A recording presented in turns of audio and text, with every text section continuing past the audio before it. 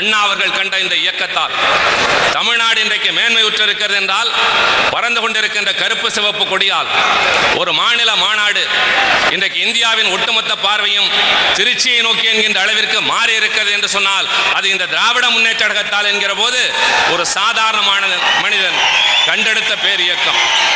தலைவர் கலைஞர் அவர்கள் அடிக்கடி சொல்வார்கள், ஆரம்ப நாட்களில் 70ஆம் ஆண்டுகளில் தலைவருக்கு அருகே நெருங்குகின்ற வாய்ப்பு கிடைத்த நாட்களில் அவர் சொல்லித் தந்தது இன்னமும் என் நெஞ்சிலே பசுமையாக இருக்கிறது. பொது வாழ்க்கையில் ஈடுபடுகின்றவர்களுடைய தோற்றம் எளிமையாக இருக்க வேண்டும். நீ மக்களிடம் செல்கிற போது இவன் நம்மில் ஒருவன் என்று அவர்கள் கருத வேண்டுமே தவிர இவன் மேட்டுக்குடியை சார்ந்தவன் என்ற எண்ணம் எந்த காலத்திலும் வந்துவிடக் கூடாது என்று தலைவர் அவர்கள் சொல்வார்கள். அதுதான் அண்ணா சொன்னது. இந்த மாநாட்டில் தமிழகம் முழுவதும் இருந்து திமுக முன்னணியினர் குவிந்துள்ளனர்.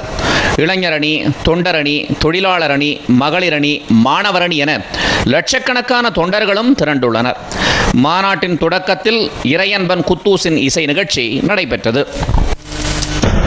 திமுக மாநில மாநாட்டில் இன்று பிற்பகல் திமுக பேச்சாளர்கள் பல்வேறு தலைப்புகளில் சொற்பொழிவு நிகழ்த்தினர். தமிழகத்தில் சட்டம் ஒழுங்கு சீரழிந்து போனது, சட்டமன்றம் அன்றும் இன்றும் உள்ளிட்ட தலைப்புகளில் பேச்சாளர்கள் ஆற்றிய உரைகளை தொண்டர்கள் ஆர்ப்பரித்து வரவேற்றனர். தமிழ்நாட்டில் சட்டம் ஒழுங்கு என்ற தலைப்பில் பேசிய புதுக்கோட்டை விஜயா தமிழகத்தில் தற்போது அன்றாடம் கொள்ளைகள் நடப்பதை எடுத்துரைத்தார். தமிழகத்தில் எங்காவது சட்டம் ஒழுங்கு இருக்கிறதா என்று அவர் கேள்வி எழுப்பினார். இந்த 2.5 ஆண்டு கால அதிமுகவினுடைய ஆட்சியிலே நடந்திருக்கிற மொத்த கொலைகளின் எண்ணிக்கை 3231. நடைபெற்றிருக்கிற கொள்ளைகளின் எண்ணிக்கை 1170. நடைபெற்றிருக்கிற வழிப்பறிகளின் எண்ணிக்கை 691. நடைபெற்றிருக்கிற செயின் பறிப்பு 652. முதலமைச்சராக வந்த ஜெயலலிதா சொன்னார், வழிப்பறி செய்கிறவன், கொலை செய்கிறவன், கொள்ளையடிக்கிறவன் எல்லாம் ஆந்திராவுக்கு போயிட்டான், யாரும் இனிமேல் கவலைப்பட தேவையில்லை. அன்று மாலை அதிமுக சட்டப்பேரவை உறுப்பினர் பழ கருப்பையாவினுடைய மனைவி கழுத்திலே இருந்து 10 பவுன் தாலி சங்கிலி பறிக்கப்படுகிறது. எங்கே இருக்கிறது தமிழ்நாட்டிலே சட்டம் ஒழுங்கு? சட்டமன்றம் அன்றும் இன்றும் என்ற தலைப்பில் சட்டமன்ற உறுப்பினர் கோவி செழியன் பேசினார். அன்று சட்டமன்றத்தில் எதிர்க்கட்சி உறுப்பினர்களின் கேள்விகளுக்கு கலைஞர் சுவைபட பதிலளித்ததை அவர் சுட்டிக்காட்டினார்.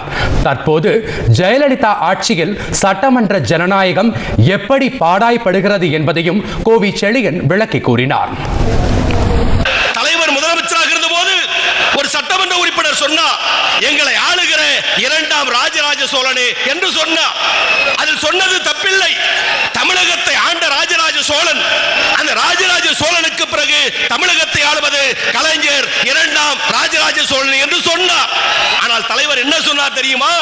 மாண்புமிகு உறுப்பினர் நேரடியாக கேள்விக்கு வர வேண்டும், இது கலைஞர் சட்டமன்றத்திற்கு கட்டுத்தந்த ஜனநாயக மரபு. ஆனால் இன்றைக்கு ஜெயலலிதாவிடம் அது நடக்கிறதா? அண்ணன்கள் மேடையிலே இருக்கிறார்கள்.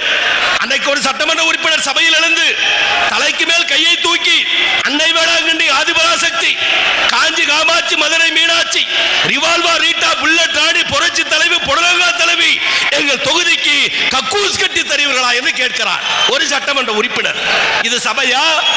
மற்றொரு அமைச்சர் எழுந்து அதற்கு பதில் சொல்ல வேண்டிய அமைச்சர், சமூக நீதி காத்த வீராங்கனையே, வாழும் பெரியாரே, வாழும் அண்ணாவை என வாழ்த்துவிட்டு அந்த தொகுதியில் கக்கூஸ் கட்டித்தர முடியாது என்று சொல்வதற்கு ஒரு அமைச்சரவை என்றால் காரி துப்புகிற சட்டமன்றம் இன்றைக்கு தமிழ்நாடு சட்டமன்றம். சேது சமுத்திர திட்டம் நூற்றாண்டு கனவு என்ற தலைப்பில் பேசிய வழக்கறிஞர் சிவ ஜெயராஜ் பேசினார். இதேபோல் சிறுபான்மை சமூகங்களின் காவல் அரண் என்ற தலைப்பில் வசந்தி ஸ்டான்லி எம்பி பேசினார். திராவிட இயக்கமும் சமூக நீதியும் என்ற தலைப்பில் தமிழச்சி தங்கபாண்டியன் உரையாற்றினார். முதல் போராட்டம் மொழிக்காக கள்ளக்குடியிலே, 2வது விவசாயிகளுக்காக நங்காவரத்திலே, 3வது தொழிலாளர்களுக்காக பேட்டை வாய்த்தலையிலே. திராவிடர்கள் எதிர் ஆரியர் என்ற கருத்தியலுக்கு மிக எளிமையாக சுருக்கமாக விளக்கம் சொல்ல வேண்டும் என்றால் பேரறிஞருடைய மொழியைத்தான் சுட்ட வேண்டும். ஒரு பத்திரிகையாளர் பேரறிஞரை பார்த்து கேட்டார், ஜனாப் ஜின்னா யார் என்று. பேரறிஞர் சொன்னார், ஜனாப் ஜின்னா முஸ்லிம், திரு ஜின்னா திராவிடர், ஸ்ரீமான் ஜின்னா ஆரியர் என்று. இந்திய கல்வி வரலாற்றிலே ஆங்கில மொழி கல்வியை திணித்து இந்தியர்களை ஆங்கிலேய மனோபாவம் மிக்கவர்களாக ஆக்க வேண்டும் என்று மெக்காலே நினைத்தது உண்மைதான். ஆனால் அன்றைக்கு லார்ட் மெக்காலே அவ்வாறு நினைத்திராவிட்டால் சமஸ்கிருத அரபு வழி வந்தவையே தமிழனுக்கு கல்வியாக கற்றுக் கொடுத்திருக்கப்பட்டிருக்கும். ஆங்கிலேயருடைய ஆட்சி காலத்திலேயே புரட்சிகரமான ஒரு அரசாங்கத்தை நீதி கட்சியால் உருவாக்க முடிந்தது என்றாலும் திராவிட இயக்கம்தான் ஆங்கிலேய மரபு அழித்த புத்தொழி மரபை உள்வாங்கி செறித்து சமயம், இலக்கியம், கலை ஆகிய தளங்களில் தமிழ் பண்பாட்டை முன்னெடுத்தது. 920 முதல் நீதி கட்சி அமைச்சரவை உருவாகும் வரையில் சென்னை பச்சையப்பன் கல்லூரியிலே தாழ்த்தப்பட்ட மாணவர்களுக்கு இடம் கிடையாது. 920 வரையிலும் மருத்துவக் கல்லூரியிலே நுழைவதற்கு சமஸ்கிருதம் வேண்டும் என்பது நிபந்தனையாக இருந்தது. ஏன் 917 வரையிலும் கூட சென்னை பல்கலைக்கழகத்திலே தமிழ் மொழிக்கென்று ஒரு பாடத்திட்டம் கிடையாது.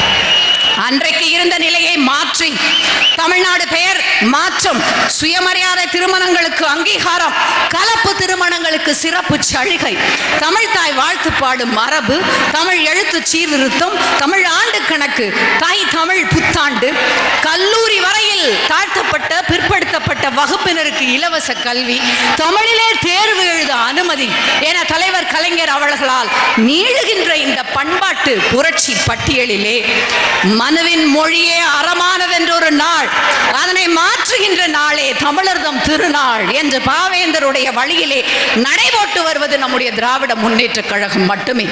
திராவிட கருத்தியலின் கூறுகள் 3: தமிழரது வாழ்வியலை மீட்டெடுத்தல், கலை இலக்கிய பண்பாட்டு புரட்சியை தொடர்ந்து முன்னெடுத்தல், மேற்சொண்டவற்றை அரசியல் அதிகாரம் கொண்டு நிலை நிறுத்துதல்.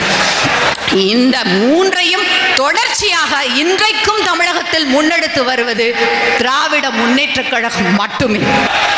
ராமேஸ்வரம் கோயிலுக்கு பக்கத்திலே இருந்து ஒரு அற்புதமான ஒரு கால்வாயை வெட்ட வேண்டும் கடலுக்கு பக்கத்திலே என்று சுதந்திரத்திற்கு முன்னாலே 9 குழுக்களும் சுதந்திரத்திற்கு பின்னாலே 8 குழுக்களும் அமைக்கப்பட்டது.